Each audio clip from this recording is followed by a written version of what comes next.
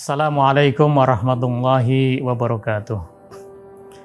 Alhamdulillah, wassalatu wassalamu ala rasulillah wa ala alihi wa ashabihi mawalah, la khawla wa la quwata illa billah. Asyhadu an la ilaha illallah wahdahu la syarikalah wa asyhadu anna muhammadan abduhu wa rasuluh ala nabiyya wa la rasulah ba'dah. Bapak Ibu yang saya hormati, ada seorang pemuda, sebut saja namanya Denny, bukan nama sebenarnya. Usianya 20 tahun, 2 tahun yang lalu dia lulus SMA. Sejak kecil, bapaknya selalu memberi perintah-perintah yang rutin dan hal yang mungkin dianggap sepele. Mulai dari bangun tidur suruh merapikan tempat tidur, menutup pintu ketika dia keluar rumah, keluar kamar, mematikan lampu ketika sudah siang, dan masih banyak yang lainnya. Terkadang dia merasa sangat sebel, tapi tetap saja dikerjakan. Hingga saat itu, ketika dia akan berangkat mengikuti interview lamaran pekerjaan di sebuah perusahaan, setelah dia berpakaian rapi, berpamitan kepada bapaknya berkata, "Lampu kamar matikan, Denny." Dia sudah tahu bapaknya akan mengatakan itu. Dia pun kemudian mematikan lampu. Ketika keluar, dia segera menutup pintu karena bapaknya pasti akan menyuruh hal yang sama. Kemudian bapaknya berkata, Denny sudah tahu apa yang akan dikatakan. Buka jendela. Iya, demikian kata bapaknya. Setelah bersalaman, berpamitan, maka Denny pun meninggalkan rumah. Menuju kepada kantor yang sudah dia dapatkan informasinya. Sesampainya di sana, dia menuju ruangan yang telah ditentukan sebagaimana tertera di tembok yang dikasih petunjuk. Kemudian Denny masuk ruangan. Pintu terbuka, setelah dia masuk, maka kemudian pintu itu dia tutup. Di ruangan sudah tertata kursi-kursi untuk para peserta dan sudah pada mulai datang.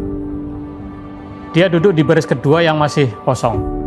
Di sebelah kanan kiri, dia lihat ada kursi yang tidak rapi. Ada yang terlalu ke depan, ada yang menjorok ke belakang, bahkan ada yang menghadapnya agak menyerong. Sebelum duduk, dia pun merapikan dulu kursi-kursi itu, baru kemudian duduk. Setelah menunggu beberapa saat, namanya dipanggil. Dia pun menuju lantai 2 tempat interview itu. Ketika dia akan naik tangga, dia melihat ada satu pot bunga yang agak menghalangi jalan. Dia pikir ini pot mungkin tergeser karena OB yang mungkin ngepel, atau mungkin karena yang lainnya. Dia terus bereskan, geser sedikit di tempat yang semestinya. Baru kemudian naik ke lantai 2 tempat interview. Di depan ruangan ada penjaga yang mempersilahkan Denny untuk masuk ke ruangan interview. Ketika akan membuka pintu, ternyata keset di depan ruangan itu agak miris sedikit karena mungkin diinjak orang. Dia pun betulkan dulu, baru kemudian menarik handle pintu. Setelah duduk di depan petugas, ditanya oleh petugas interview, "Nama kamu siapa?" "Denny Saputra, Pak," demikian jawabnya. Kemudian petugas membuka stop map berkas-berkas lamaran milik Denny. Menatap wajahnya, kemudian berkata, "Selamat, kamu diterima di perusahaan ini." Tentu saja Denny kaget dan bingung. Belum ada pertanyaan apa-apa, tapi dia sudah dinyatakan diterima. Kemudian petugas itu tersenyum dan menjelaskan, "Di kantor kami terpasang banyak kamera CCTV. Kami sudah mengamati semua para pelamar sejak masuk ruangan, di ruang tunggu, naik tangga, bahkan sampai di depan pintu ruangan ini. Dan kamu satu-satunya yang peduli dan bertindak terhadap hal-hal di sekitarmu yang itu tidak benar dan kamu betulkan. Mulai dari kamu menutup pintu, meluruskan kursi, kemudian membetulkan pot, bahkan kamu yang membetulkan keset di depan ruangan ini, dan kamu satu-satunya orang. Yang kita butuhkan adalah orang yang peduli di sekitarnya dan bertindak untuk memperbaiki hal-hal yang kurang baik di sekitarnya itu. Dan kamulah yang terpilih. Selamat bergabung dengan perusahaan kami." Bapak Ibu yang berbahagia, apa yang dilakukan oleh seseorang dalam sehari-harinya, aktivitas kita sebagian besar adalah kebiasaan. Dan kebiasaan itu cenderung sama di setiap harinya. Bapak-bapak ketika pulang kerja meletakkan jaket di mana, meletakkan helm, meletakkan kunci kendaraan di mana, itu cenderung sama dan itulah kebiasaan.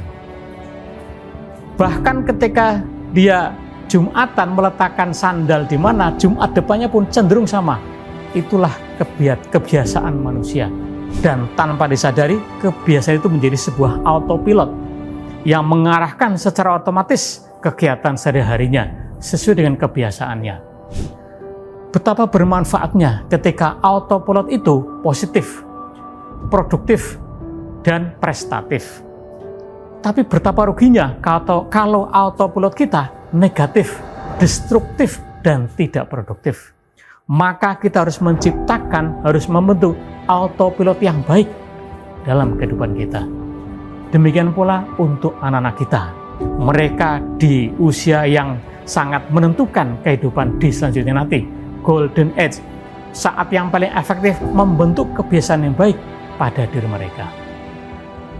Bapak Ibu yang saya hormati, yang berbahagia, terutama Bapak Ibu orang tua siswa, itulah pentingnya kenapa anak-anak perlu tetap didampingi, dibimbing untuk tetap berbuat baik. Tetap mempertahankan hafalan, murojaah, tetap belajar, mengutamakan sholat, selalu dibimbing dan diarahkan pada kebiasaan-kebiasaan baik. Karena itulah masa mereka efektif untuk kita bentuk di kemudian hari. Jadi, ciptakanlah kebiasaan baik di sehari-hari mereka, meskipun mereka di masa-masa liburan. Jangan lelah menjadi orang tua yang mempersiapkan anaknya di kemudian hari. Membentuk autopilot yang positif hari ini di masa-masa mereka produktif, di masa-masa mereka masa-masa efektif, maka insya Allah akan menjadi pribadi yang baik, pribadi yang unggul ketika remaja dan menginjak dewasa. Selamat menjadi orang baik untuk selalu bersama anak-anak menciptakan kebiasaan baik, membentuk autopilot positif. Terima kasih. Assalamualaikum warahmatullahi wabarakatuh.